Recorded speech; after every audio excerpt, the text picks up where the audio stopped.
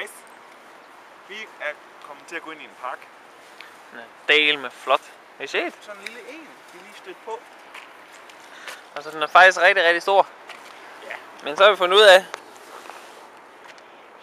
Så kan jeg ikke det der. Jeg vil gerne ville det selv. Ja. Men faktisk selvom den er rigtig stor, den her, så er den lille. Så er bare nogen, der er meget større end den her. Kan vi prøve at vise? Ej, det kan vi ikke.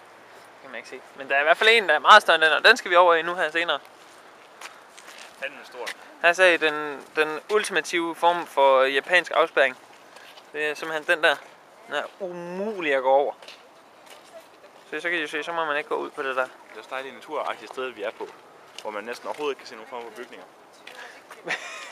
Ja, så hvis I har set, som vi har filmet parken nu. Her, men så det. Så er det fyldt med højhus derude. Den derovre. Og så er der et kæmpe gigantisk telt. Jeg tror, de har flyttet Haze til Tokyo i år. Vi laver en hoppepude herude. Ej, det vil jeg gerne hoppe på. Ja. Det var vist det.